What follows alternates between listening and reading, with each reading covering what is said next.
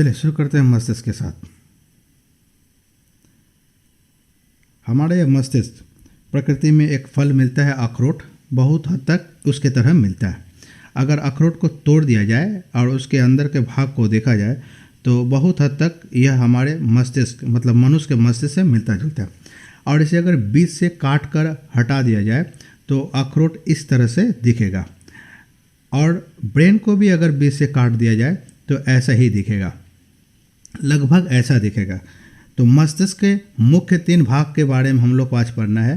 तो ये सबसे जो बाहरी भाग है, माने मस्तिष्क का सबसे बाहरी भाग, जिसे सबसे बड़ा भाग कहा जाता है मस्तिष्क का, वो फोर ब्रेन कहलाता है, पीला रंग का, संपूर्ण पीला रंग। इसके बाद ये मिड ब्रेन, इसके बाद अंतिम वाला भाग आता है हैंड ब्रेन। तो इस तरह से मस्तिष्क के 3 प्रमुख भाग,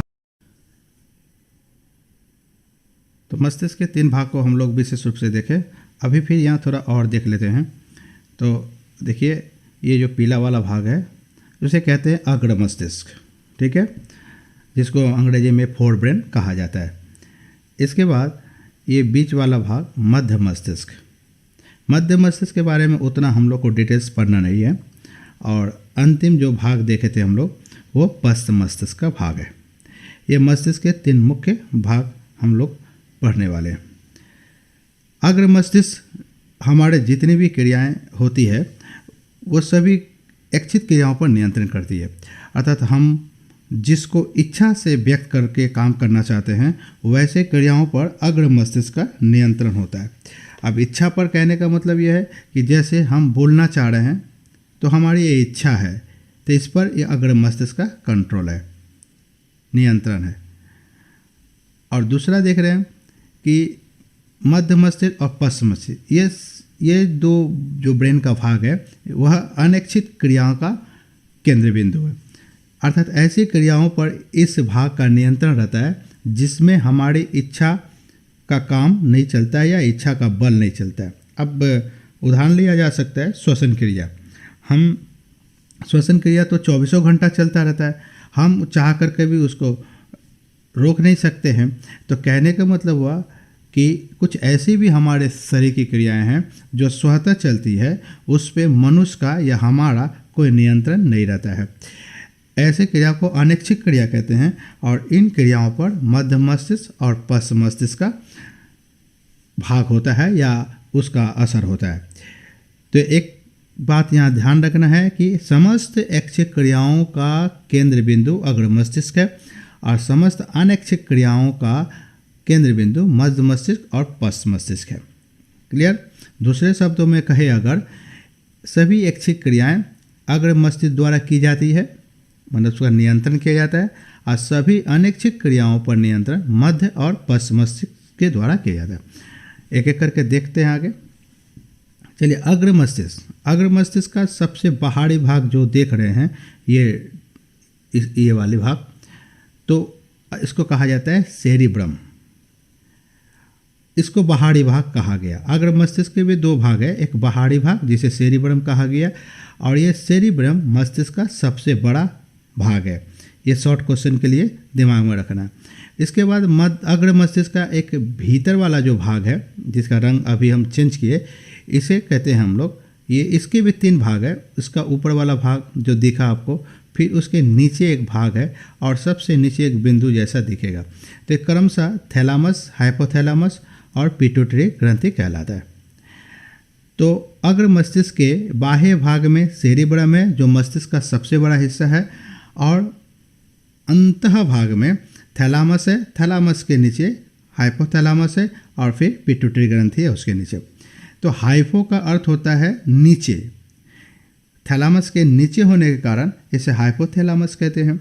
और ऐसे हाइपो का अर्थ होता है कम, जैसे हार्मोन्स वाले चैप्टर में पढ़े होंगे, हाइपो सेक्रेशन। तो कम बोले या नीचे बोले, नीचे यहाँ याद रखते हैं तो थैलामस की स्थिति के अनुसार हम लोग हाइपोथैलामस का स्थिति निकाल लेंगे। ये हो गया अग्र मस्तिष्क के भाग। इसके बाद मध्य मस्तिष्क को बाद में देखते हैं। इसके बाद आता है पश्च मस्तिष्क का एक है भाग पोन्स, और पश्च मस्तिष्क का एक और भाग हुआ मेडुला ऑब्लांगेटा, और पिछले वाला भाग है जिसको हम लोग छोटा मस्तिष्क कहते हैं, इसे कहते हैं सेरिबेलम। ठीक है, अब ये सेरिबेलम को आप सेरिब्रम से अलग रखिए। ये सेरिब्रम अलग है और सेरिबेलम अलग है। परीक्षा में पूछा जाएगा कि मस्तिष्क का सबसे बड़ा हिस्सा कौन है, तो सेरिब्रम है, न कि सेरिबेलम। ये दोनों को मिला ना दें। ठीक है, अब ये तीनों जो भाग देख रहे हैं ये पश्च मस्तिष्क का हिस्सा है। आगे बढ़ते हैं, मस्तिष्क के भाग। तो हम लोग मस्तिष्क के क्या क्या भाग देखें? एक अग्र मस्तिष्क, दूसरा देखें मध्य मस्तिष्क और तीसरा पश्च मस्तिष्क। अग्र मस्तिष्क में बाह्य और आंतरिक को देखें, मध्य मस्तिष्क को बाद में देख लेते हैं हम लोग। तो अग्र मस्तिष्क के बाह्य भाग में कौन कौन भाग था? तो देखें सेरिब्रम, जो कि मस्तिष्क का सबसे बड़ा हिस्सा था, देखे थे हम लोग फिगर में। इसके बाद आंतरिक भाग में 3 थे, लेकिन पिट्यूटरी के बारे में हमको पढ़ना नहीं है यहाँ, क्योंकि हार्मोन्स नहीं पढ़ रहे हैं, मस्तिष्क पढ़ रहे हैं। तो वो पिट्यूटरी ग्रंथि तो हार्मोन्स ग्रंथि था, इसलिए हम लोग मस्तिष्क के यहाँ पर 2 अंश की चर्चा करेंगे, एक थैलामस और एक हाइपोथैलामस। इसके कार्य के बारे में भी हम लोग आगे बढ़ेंगे। इसके बाद देखिए, अब हम एक एक करके कार्य देख लें। सेरिब्रम के कार्य के बारे में देख लें। तो सेरिब्रम को कार्य को याद रखना एक ट्रिक्स के माध्यम से याद रखें कि सेरिब्रम जो नाम है उसका पहला अक्षर ही उसका काम दर्शाएगा। जैसे से सेंस माने सोच, थिंकिंग। ये काम पर नियंत्रण, सोच या सेंस, बुद्धि, ये सब पर जो नियंत्रण है वो सेरिब्रम का नियंत्रण होता है, अर्थात सेरिब्रम का काम सेंस से संबंधित है। दूसरा री से रीजनिंग का अर्थ होता है तर्क विद्या या तर्क शक्ति, तर्क करने की जो क्षमता, या हम एक दूसरे से जो तर्क करते हैं, ये कंट्रोल होता है सेरिब्रम के माध्यम से। उसके बाद ब्रॉ से आप याद रखें वाणी माने स्पीकिंग, बातचीत, है ना। तो वाणी किस तरह से बोलना है, क्या बोलना है, इस पर भी बाह्य मस्तिष्क का नियंत्रण होता है। और अंत में मौ देख रहे हैं, मौ से आपका होगा मेमोरी, अर्थात याददाश्त। इन सभी क्रियाओं पर बाह्य मस्तिष्क के सेरिब्रम का नियंत्रण होता है, यानी अग्र मस्तिष्क का वो हिस्सा है। तो सेरिब्रम से सेंस, रीजनिंग, वाणी और मेमोरी याद होता है। ठीक है, ये ट्रिक से आप इसको याद रखें। एक नज़र अगर ध्यान से देखेंगे, सेंस अर्थात थिंकिंग, तर्क, वाणी और याददाश्त, ये सभी चीज़ मनुष्य के इच्छा पर निर्भर है। इसलिए हम कहे थे पहले कि अग्र मस्तिष्क समस्त ऐच्छिक क्रियाओं पर नियंत्रण करता है, जिसमें मनुष्य का अपना इच्छा दिखता है। ठीक है ना। अब आते हैं आंतरिक भाग के बारे में। अग्र मस्तिष्क एक अंतः भाग था, यानी आंतरिक भाग, जिसमें थैलामस और हाइपोथैलामस। तो थैलामस को हम ऐसे याद रख ले एक कहानी के जरिए। आजकल जो चला कोरोना को समय में जिस तरह की स्थिति चला, कोरोना के योद्धाओं को एक तरह से सम्मान देने के लिए हम लोग को कहा गया था प्रधानमंत्री के द्वारा कि ताली थाली बजा कर के उनको सम्मान दिया जाए। तो ताली थाली बजा कर के कोरोना योद्धाओं को हम लोग सिग्नल दिए कि हम लोग आपसे बहुत प्यार करते हैं, आपके इस समर्पण को बहुत श्रद्धा करते हैं। तो एक तरह से सिग्नल दिया गया। तो आप ऐसे इसको याद रख सकते हैं, थाली बजाकर कोरोना योद्धा को सिग्नल दिया गया। तो उससे कोई मतलब नहीं है हमारा, लेकिन याद रखने के ये काफ़ी है। अगर हमें थैलामस से थाली याद आ जाए तो सिग्नल याद आ जाएगा। तो पता चलेगा कि थैलामस का जो काम है वो मस्तिष्क को सिग्नल देता है, संकेत करता है कब क्या स्टेप लेना है, क्या करना है। तो समस्त सिग्नलिंग वाली काम जो है थैलामस के माध्यम से होता है। उसके बाद बारी आती है हाइपोथैलामस। अब देखिए, हाइपोथैलामस में एक उच्चारण इसमें निकलता है लामास, हाइपोथैलामस, थैलामस एक ऐसा उच्चारण आ रहा है जिसमें लामास हम वर्ड निकाल सकते हैं। अब लामा कौन होता है? भेड़ चालक, जो भेड़ का देखभाल करता है, उसका लालन पालन पोसता है, उसे लामास कहते हैं। तिब्बत में ऐसे लोग मिलते हैं। तो अब देखिए, हाइपोथैलामस तो लामास याद आएगा, और लामास याद आएगा तो भेड़ याद आएगा। अब इससे एक छोटा सा कहानी बना लेते हैं ताकि जीवन भर हमको ब्रेन के इस जटिल कार्यों को आसानी से याद रख पाए।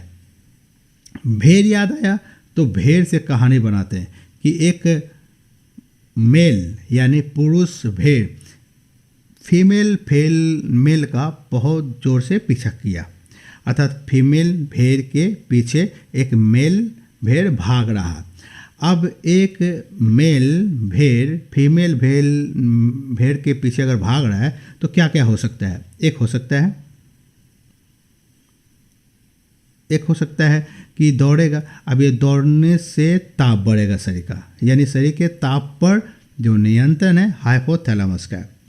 दूसरा होता उसी दौड़ के वजह से उसमें फिर भूख लग सकती है, प्यास लग सकती है ना। तो ये भूख, प्यास, ताप हाइपोथैलेमस से नियंत्रण होता है।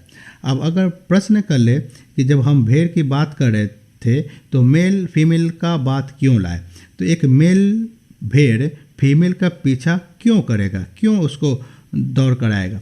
तो उसका पीछा करने के पीछे एक इंटेंशन, एक इरादा है, और वो इरादा क्या है? Sexual desire. ये सारे कार्य हाइपोथैलेमस के हैं। आप यहाँ भी गौर कीजिए, जितने भी कार्य है, ताप, प्यास, भूख, सेक्सुअल डिजायर, ये भी हमारे इच्छा पर निर्भर है। यानी सभी ऐच्छिक क्रियाओं का केंद्र अग्र मस्तिष्क है।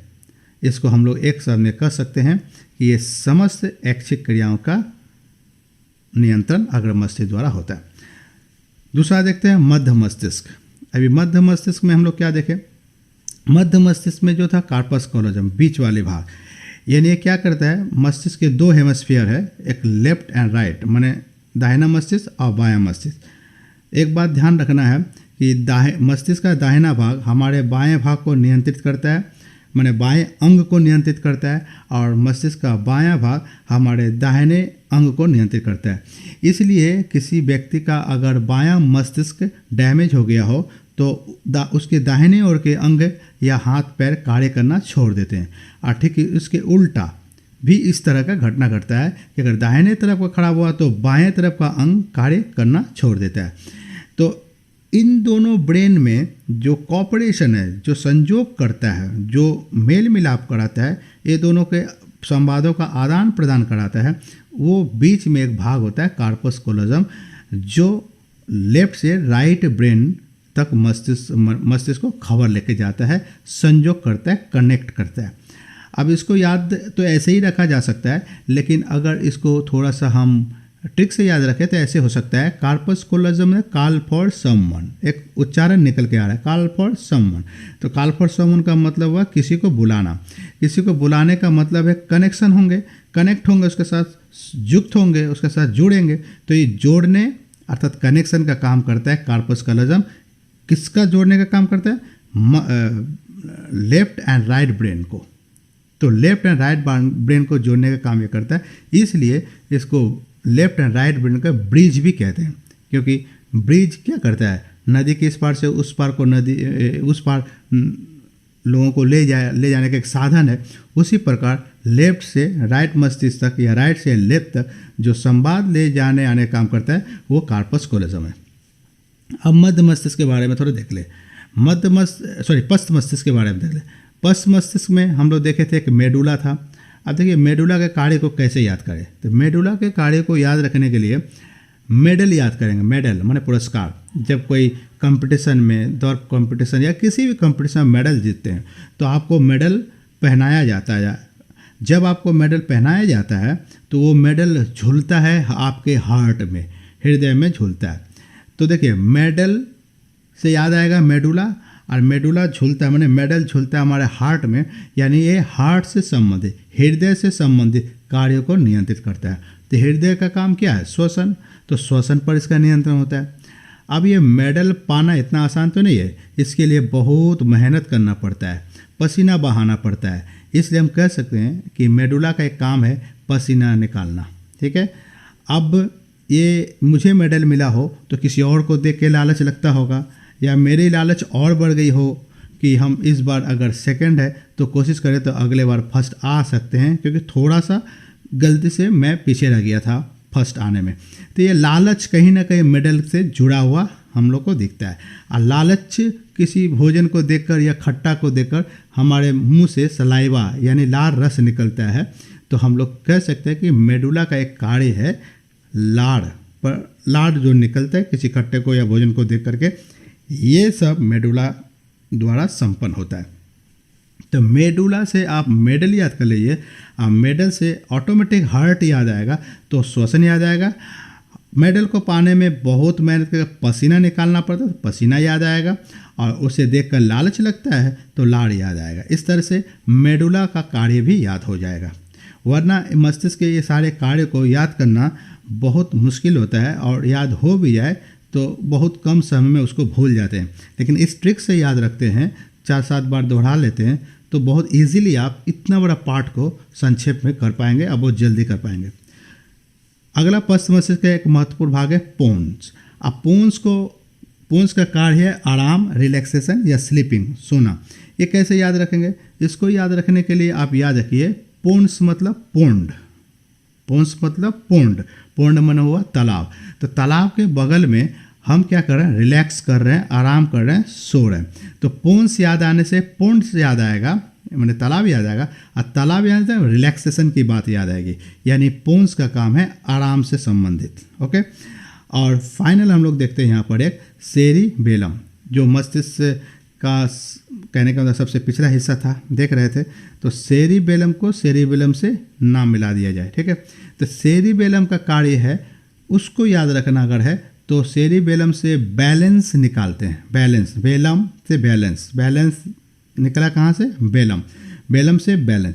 बैलेंस माने संतुलन, शरीर के संतुलन बनाए रखने में सेरिबेलम का कार्य। ओके, तो इस तरह से हम मस्तिष्क के इन सभी क्रियाओं को पूरी तरह से याद कर पाएंगे। और गौर कीजिए थोड़ा कि मेडुला, पोन्स, सेरिबेलम ये सभी अनैच्छिक क्रिया है, हमारे न चाहते हुए भी होता रहता है। चूँकि हमारे न चाहने पर ये कार्य होता है, इसलिए सभी अनैच्छिक क्रिया हैं।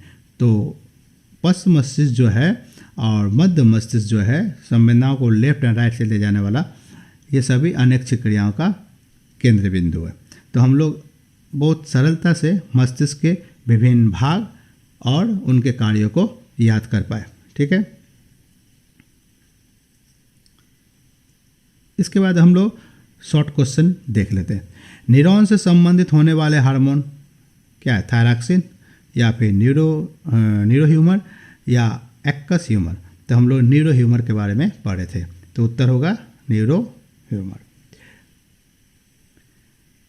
मेडुला ऑब्लांगेटा नियंत्रित कर देता है। मेडुला ऑब्लांगेटा, मेडुला का तो कई सारे काम थे, लेकिन यहाँ ऑप्शन क्या क्या थोड़ा दिया है, देख लिया जाए।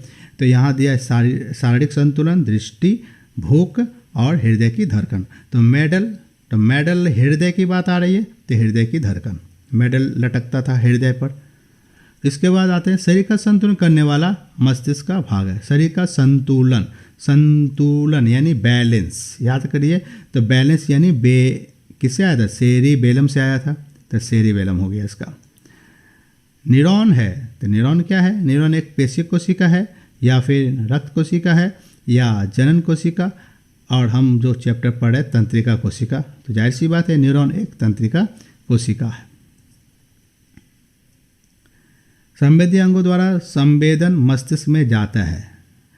संवेदी अंगों द्वारा माने सेंसरी न्यूरॉन, याद कीजिए, उसके द्वारा मस्तिष्क में जाता है, तो उस न्यूरॉन को बोलते हैं संवेदी न्यूरॉन, या मोटर न्यूरॉन, या गैलियन, या फिर कोई नहीं। तो उसका उत्तर हुआ संवेदी न्यूरॉन, जो घुमा हुआ मुड़ा हुआ था जब हम रिफ्लेक्स एक्शन या रिफ्लेक्स आर को देख रहे थे। तो दो न्यूरॉन के बीच का कार्यात्मक संबंध है। दो न्यूरॉन के बीच कार्यात्मक संबंध है। दो न्यूरॉन के बीच के स्थान, जो बीच में गैप स्थान था, उस सिनेप्स, और खाली स्थान को सिनेप्टिक क्लेफ्ट कहा जाता है। तो उससे यहाँ पर ऑप्शन के हिसाब से देखना है सिनेप्स, तो उत्तर होगा सिनेप्स। मस्तिष्क का सबसे बड़ा भाग है थैलामस या मेडुला या सेरिबेलम या फिर सेरिब्रम। तो सेरिब्रम जो अग्र मस्तिष्क का बाहरी भाग था, तो उत्तर होगा सेरिब्रम। और वैसे भी याद ऐसे रख सकते हैं, ब्रह्म से ब्रह्मा जी, बहुत बड़ा देव है, तो बहुत बड़ा देव ईश्वर कह सकते हैं। तो ऐसे हम लोग याद रख सकते हैं सेरिब्रम, ब्रह्मा से ब्रह्मदेव, अर्थात सबसे बड़ा भाग, सबसे बड़ा देवता के हिसाब से। हाइपोथैलेमस का कार्य, हाइपोथैलेमस जो थैलेमस के नीचे था, हाइपोथैलामस, तो लामास याद आएगा, लामास से भेड़ याद आएगा। अब भेड़ से कई सारे कार्य हमें याद आएंगे, लेकिन यहाँ ऑप्शन में क्या दिया गया वो देखना है। तर्क शक्ति, दृष्टि, भूख या फिर हृदय की धड़कन। तो याद कीजिए दौड़ने से भूख प्यास लगती थी, तो भूख हो गया इसका आंसर। तो इसके बाद हम लोग रिफ्लेक्स एक्शन यानी रिफ्लेक्स आर्क के बारे में पढ़ेंगे, ये हमारे शरीर में कैसे कार्य करता है। ठीक है, तो इसको हम लोग बाद के क्लास में देखते हैं। तब तक के लिए धन्यवाद, थैंक यू।